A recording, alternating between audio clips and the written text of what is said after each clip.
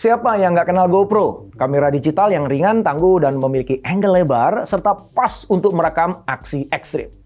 Kesuksesan GoPro menarik perhatian para investor besar. Pada 2013, Foxconn menanamkan 200 juta US dollar untuk 9% saham GoPro yang kemudian mendorong nilai perusahaan menjadi 2,25 miliar US dollar. Nick Woodman, sang pendiri, langsung jadi miliarder. Setahun kemudian, GoPro melantai di bursa saham dan hanya dalam waktu beberapa bulan, nilainya melonjak lebih dari 3 kali lipat. Tapi sayangnya, kini GoPro menghadapi kenyataan pahit. Total pangsa pasar GoPro di industri kamera aksi terus mengalami penurunan yang signifikan dari hampir 50% pada tahun 2015 menjadi kurang dari 20% pada tahun 2019. GoPro kini tertinggal dibandingkan para pesaing seperti Nikon dan Garmin. Bahkan saat ini GoPro menjadi pemain terkecil di pasar kamera aksi dengan margin keuntungan yang jauh lebih rendah. Apa yang terjadi? Yuk kita cari tahu.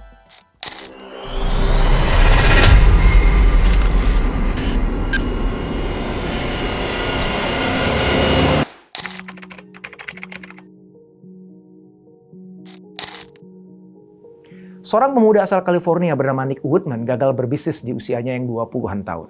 Dia pun frustasi. Nick kemudian berlibur ke Australia dan Bali untuk menghibur diri. Malangnya, ketika berselancar di pantai Australia, dia sempat kecewa gara-gara kamera yang merekam aksi selancarnya nggak berfungsi dengan baik. Tapi hikmahnya, dia jadi punya ide menciptakan kamera khusus untuk merekam aksi-aksi ekstrim. Bermodal pinjaman dari ayahnya 200.000 US dollar, Nick berhasil membuat kamera kecil yang tahan air. Namanya GoPro Hero. Dia menjualnya langsung ke toko-toko alat selancar. Dan pada tahun 2004, GoPro dipesan oleh Jepang dalam jumlah yang banyak. Dan setahun kemudian, Nick sukses menjual 3.000 unit GoPro dalam tempo 10 menit saja pada saat tampil di channel belanja QVC. Sejak itu, GoPro dikenal sebagai kamera digital yang inovatif, ringan, tangguh, dan angle-nya lebar, sehingga cocok dipakai untuk merekam aksi-aksi ekstrim. Popularitas GoPro bertambah setelah banyak penggunanya membuat video-video atraktif dan viral di YouTube. Belakangan, GoPro menjadi kamera yang seakan-akan wajib dimiliki oleh para petualang aksi ekstrim. Popularitas GoPro membuat para investor besar tertarik. Di antaranya Foxconn yang pada tahun 2013 menanamkan investasi sebesar 200 juta US dollar atau saham senilai 9%. Dana itu membuat nilai perusahaan Nick menjadi 2,25 miliar US dollar. Bahkan beberapa bulan setelah masuk bursa saham pada 2014, valuasinya melonjak 3 kali lipat lebih. Setelah melantai di bursa saham, performa GoPro terlihat sempurna. Nilai sahamnya naik, keuntungannya mengalir, dan brandnya semakin kuat. Sayangnya, yang terjadi di balik itu sangat berbeda. GoPro dibebani banyak masalah, terutama karena perusahaan ini tumbuh terlalu cepat. Jumlah karyawannya bengkak dari 700 orang menjadi 1.800 orang. Nah, karyawan sebanyak itu bekerja tanpa koordinasi yang baik. Masing-masing tim sibuk bekerja sendiri-sendiri. Banyak proyek yang tumpang tindih dan tidak sedikit diantaranya yang merugi. Operasional GoPro sangat tidak efisien. Biaya perusahaan terus membengkak, sedangkan pendapatan mulai menciut karena pasar kamera aksi mulai jenuh.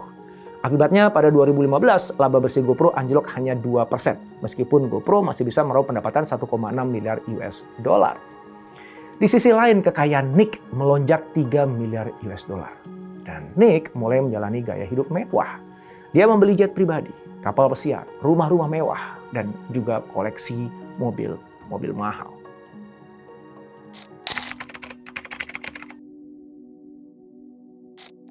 Ketika inefisiensi perusahaan belum dibenahi, Nick malah berekspansi. Dia merambah bisnis media. Alasannya karena valuasi perusahaan media lebih tinggi daripada perusahaan perangkat keras. Nick juga yakin bisa mengkapitalisasi jutaan pengguna GoPro. Dalam bayangannya nih, GoPro bisa menjadi platform media digital tempat video-video epik para penggunanya dipamerkan dan dimonetisasi. Dengan begitu, GoPro bisa menyaingi Netflix, pikirnya. Bahkan YouTube atau Red Bull Media House. GoPro kemudian memperkerjakan sekitar 100 staf khusus. Mereka adalah produser, editor, dan juga pengembang perangkat lunak. Mereka diminta merancang lebih dari 30 serial video orisinal. Anggarannya 100.000 US dollar per episode. Bengkak dari rencana awal yang hanya 10.000 US dollar per episode. Di atas kertas, ide Nick itu memang bagus. Tapi hasil eksekusinya jauh panggang dari api. Banyak serial video putus di tengah jalan. Platform media yang dijanjikan juga nggak pernah diluncurkan. Padahal sepanjang tahun 2014 hingga 2016, jutaan US dollar sudah keluar untuk mendanai divisi media. Tapi hasilnya nihil. Tidak ada pendapatan yang masuk. Wajar kalau kemudian pada tahun 2018 divisi media itu pun ditutup. Akhirnya, GoPro kembali fokus ke pasar action kamera. Mereka memperluas pasar dengan produk baru. Mereka meluncurkan kamera aksi yang lebih kecil dan ringan, yaitu Hero 4 Session. Harganya dibanderol $399.99 dengan alasan GoPro adalah brand yang kuat. Dan ternyata produk itu nggak laku. Sebab dengan fitur yang minim, harga Hero 4 Session dianggap terlalu mahal. Apalagi di pasar sudah ada pesaing seperti Yi, SG Cam, dan juga Brica yang harganya jauh lebih murah, berkisar antara 1 juta sampai 4 juta rupiah. Cocok buat konsumen yang budgetnya minim. Kehadiran mereka mengikis dominasi GoPro. Karena itu buru-burulah GoPro memangkas harga Hero 4 Session menjadi $199. Walaupun langkah itu malah jadi blunder yang merusak reputasi GoPro sebagai brand premium. Tahun 2016 mereka masuk ke pasar drone dengan meluncurkan drone Karma. Waktu itu pasar drone konsumen sedang berkembang dan dikuasai oleh DJI. Kendati pun masuk ke pasarnya yang sudah terlambat, GoPro percaya diri. Karma dijual dengan harga mahal karena paketnya lengkap. Ada stabilisator genggam, ada juga kamera GoPro Hero yang membuat Karma bisa lebih fleksibel dalam merekam berbagai aksi dari sudut-sudut yang sulit. Celakanya banyak konsumen yang mengeluh karena Karma suka tiba-tiba jatuh, baterainya terlepas pada saat terbang. Terpaksa GoPro menarik 2.500 unit Karma yang sudah terjual. Kejadian ini tentu saja merusak reputasi GoPro sebagai inovator, selain juga membebani biaya operasional. Pendapatan mereka anjlok 37% pada akhir tahun 2017. Buntutnya, perusahaan memangkas 254 karyawan demi menekan biaya. Pada tahun 2018, GoPro meninggalkan pasar drone. Masalah GoPro nggak berhenti sampai di situ. Di pasar kamera aksi yang pernah mereka kuasai, juga muncul pesaing kuat, yaitu smartphone modern. Dari waktu ke waktu, smartphone semakin canggih dan harganya juga semakin terjangkau. Nah, ini membuat nilai jual utama GoPro, yaitu portabilitas dan durabilitas, nggak lagi menjadi keunggulan eksklusif. Sekarang konsumen sudah bisa menggunakan ponsel yang hasilnya nggak kalah bagus. Selain itu, GoPro kurang berinovasi. Mereka memang terus meningkatkan kualitas video, tapi kurang mampu beradaptasi dengan perkembangan teknologi lain seperti kamera 360 derajat atau terintegrasi dengan perangkat-perangkat pintar lainnya. Setubuh masalah itulah yang membuat GoPro jadi terpuruk. Anak emas industri kamera aksi itu sekarang dihadapkan pada kenyataan yang pahit. Pangsa pasarnya terus menciut. Tahun 2015 mereka masih menguasai 50% pangsa pasar kamera aksi. Lalu tinggal 20% pada tahun 2019. Pendapatan GoPro ikutan turun secara signifikan. Memang pada tahun 2014 sampai 2017 pertumbuhan GoPro sempat melonjak dan unggul dari pesaingnya. Tapi sejak 2017 performa mereka terus menurun.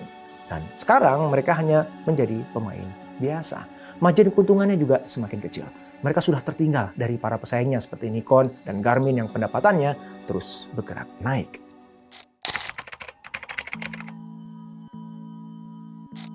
GoPro sukses menciptakan pasar kamera aksi hingga kemudian mendominasi pasar. Sukses ini mendorong GoPro untuk menjadi lebih dari sekedar produsen kamera. Sayangnya diversifikasi usaha yang mereka lakukan nggak matang. Akibatnya sumber daya yang ada jadi terkuras. Sementara hasilnya nihil. Pasar inti mereka pun akhirnya direbut oleh pesaing. GoPro berekspansi secara agresif dan tidak sesuai kompetensinya. Ekspansi ke bisnis media dan industri drone dilakukan tanpa analisis yang mendalam serta kesiapan teknologi yang memadai. Akibatnya, ekspansi itu gagal dan bahkan memperburuk kondisi finansial perusahaan. Mereka juga gagal berinovasi di lini produk utama. Mereka tidak bisa menyaingi pemain-pemain baru, bahkan smartphone yang perlahan-lahan mampu menggeser fungsi kamera aksi. Serangkaian peristiwa itu menggiring GoPro ke sebuah persimpangan jalan. Nick harus mempertimbangkan langkah berikutnya secara matang. Apakah dia akan terus mencoba mendiversifikasi bisnisnya, ataukah dia akan kembali memperkuat bisnis inti mereka di pasar kamera aksi? Kalau pilihannya adalah meneruskan diversifikasi, berarti GoPro harus benar-benar belajar dari kegagalan sebelumnya.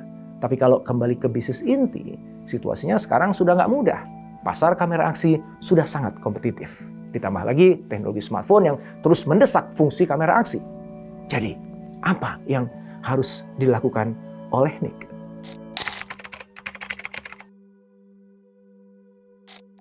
Nick Woodman menyadari GoPro harus kembali fokus pada kekuatan intinya. Walaupun situasi pasar kamera tidak lagi seperti dulu, Nick akhirnya memperkenalkan GoPro Plus. Ini adalah model bisnis berbasis langganan. Berbeda dari model bisnis sebelumnya yang hanya menjual kamera dan aksesori tanpa layanan tambahan. Nah, dengan berlangganan, konsumen bisa mendapatkan berbagai layanan. bisa menyimpan rekaman GoPro di cloud tanpa batas, mengganti kamera yang rusak, bahkan mendapatkan diskon 50% untuk pembelian aksesori. Juga bisa melakukan video editing melalui aplikasi yang disediakan. Untuk mendorong konsumen berlangganan, GoPro menerapkan strategi harga yang unik. Kalau konsumen membeli kamera langsung dari situs GoPro, harganya cuma $350. Jauh lebih murah dibandingkan kalau mereka beli di toko yang harganya $550. Nah, selisih harga itu membuat banyak konsumen tertarik membeli langsung, ya kan? Dan dengan begitu, otomatis mereka menjadi pelanggan GoPro Plus. Sistem langganan membuat GoPro bisa memperoleh pendapatan rutin bulanan, tidak tergantung pada tren pasar atau musim. Dalam waktu singkat, GoPro bisa memperoleh pendapatan sekitar $100 juta per tahunnya. Dan keuntungannya bisa mencapai 70 hingga 80%. Pendapatan inilah yang membantu stabilitas GoPro, karena penjualan kamera sangat fluktuatif. Masuknya pendapatan yang stabil membuat keuangan perusahaan perlahan-lahan membaik. Bahkan pada tahun 2021, GoPro mencatat keuntungan sebesar $371 juta. Itulah keuntungan pertama mereka setelah 5 tahun berturut-turut merugi. Oke, untuk sementara waktu kondisi GoPro terbantu oleh model berlangganan. Pendapatan mereka lebih stabil. Laba pertama yang diperoleh dalam 5 tahun terakhir jadi pertanda adanya kebangkitan kecil. Walaupun itu semua nggak cukup untuk mengembalikan GoPro ke masa jayanya sebagai pelopor dan pemimpin pasar kamera aksi. Kalau kita lihat data pendapatan GoPro, jelas bahwa mereka sudah sulit mengulang kejayaan seperti di tahun 2015. Waktu itu pendapatan mereka mencapai puncaknya di angka $1,8 miliar. Setelah itu turun. Lalu sempat stabil dalam beberapa tahun berikutnya. Tapi mulai 2022, pendapatan mereka kembali menurun. Pada tahun 2024 ini, GoPro hanya memperoleh pendapatan $931 juta. Jauh lebih kecil dibandingkan pendapatan di masa keemasannya.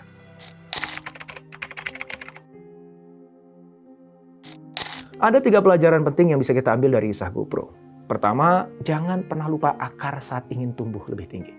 GoPro awalnya berjaya dengan menggarap ceruk kamera aksi melalui produk yang kuat, tahan air, dan dibantu oleh konten para penggunanya. Namun, ambisi untuk menjadi perusahaan media membuat mereka lupa pada kekuatan utamanya. Fokus jadi terpecah, sumber daya terkuras, dan pasar inti yang dulu mereka kuasai mulai jatuh ke tangan pesaing.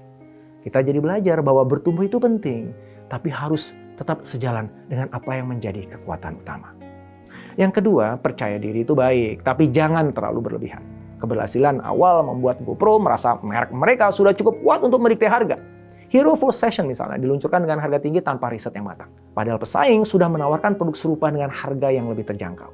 Konsumen yang kecewa akhirnya berpaling. Ketiga, inovasi itu seperti api unggun. Harus terus dijaga agar tetap berkobar. Meskipun GoPro adalah pelopor kamera aksi, tapi mereka gagal menghadirkan pembaruan yang signifikan. Sedangkan pesaing terus menyuguhkan produk dengan teknologi yang lebih canggih. Ketika inovasi berhenti, konsumen pun pergi. Kita jadi diingatkan bahwa menjaga momentum itu lebih sulit daripada menciptakan gebrakan awal. Tapi itulah yang menentukan seberapa jauh kita bisa melangkah. GoPro mengingatkan kita bahwa dalam hidup ini kesuksesan bukan hanya soal mencapai puncak. Kesuksesan adalah juga tentang menjaga keseimbangan saat berada di puncak. Jangan pernah lupa siapa kita dan dari mana kita memulai. Karena semua itu adalah akar yang menopang dan memberi kita kekuatan.